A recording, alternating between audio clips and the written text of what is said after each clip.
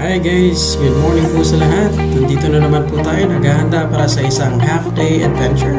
Ngayon po ay pupunta tayo ng Monastery de Tarlac, just less than an hour drive kung saan ako nakatira. Let's go! So hi guys, natadiri karon sa entrance sa monastery. Let's go! Po guys, no, so we have passed the entrance of the Monastery de Tarlac. Ngayon po ipaakit na po tayo papunta doon sa actual building or actual chapel ng monastery. Kung mapapansin nyo po yung lugar ay yung daanan ay talagang paakyat po siya ng pataas. At hindi lang po yan, pagdating po natin doon sa mismo parking area, maglalakad pa rin po tayo paakyat pa rin po ng kaunti. Pero I believe na napaka worth it naman po yung magiging experience nyo po rito kasi napakaganda po ng scenery ng lugar na ito, which is ang monastery is located po siya sa tuktok ng bundok, no? A little background nga po pala mga ka-adventure kung bakit dinarayo ang lugar na ito. It is because people believe na meron pong relic of the Holy Cross, the actual cross, kung saan po ipinako si Jesus Christ na matatagpuan po sa lugar na ito. And we don't know the story, the background kung bakit napunta yung sa Mawichik or a part of that cross dito sa lugar na to. But people believe na yung relic na yun nakakapagpagaling. There is a healing power doon sa relic na yun. Kaya that is one of the reasons kung bakit marami pong mga taong bumibisita sa lugar na ito. Mga tao na gusto pong gumaling sa kanilang mga karamdaman at mga tao na gusto pong i-express yung kanilang devotion sa kanilang faith.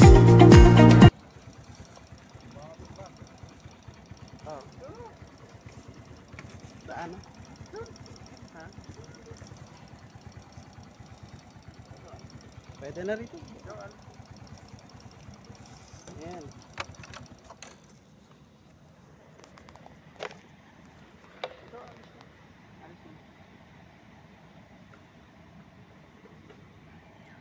Brother Bonnie. Ito po. Papunta na kami. Paakit na po kami ng monasteryo. Saan to sa Tarlac? Bishop? San Jose. Sa San Jose, Tarlac. Ako po ito. So, first time ko rin dito. Vloggers. I-video natin kasi baka first and last na natin mapagpunta rito. Kasi at least may remembrance tayo dito. Nakapunta tayo dito sa monasteryo ng San Jose, Tarlac.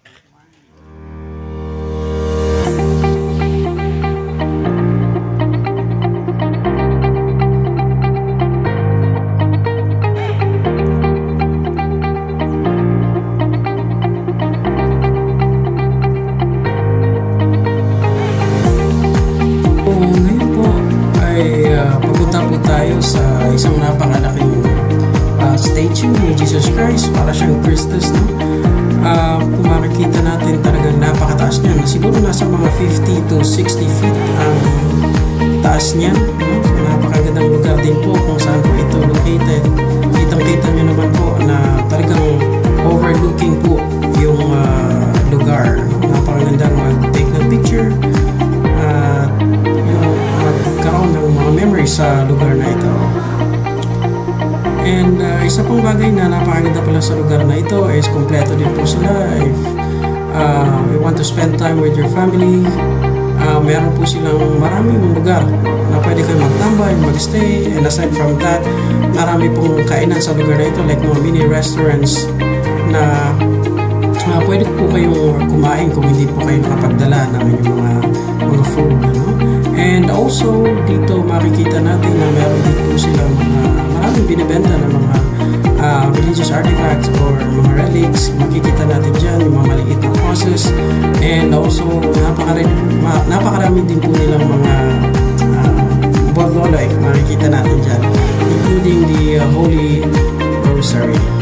Pala mga ka-adventure, ang mga kasama natin sa ating adventure na ito, yung ating mga kaibigan na si Brother Mundo Bango, si Brother Bonnie Estipona, at ang tiyangan niyang tatay na si Nestor Estipona. Yun po silang tatlo, yung mga kaibigan ko. So hindi po ako makakapunta rito kundi dahil sa kanila.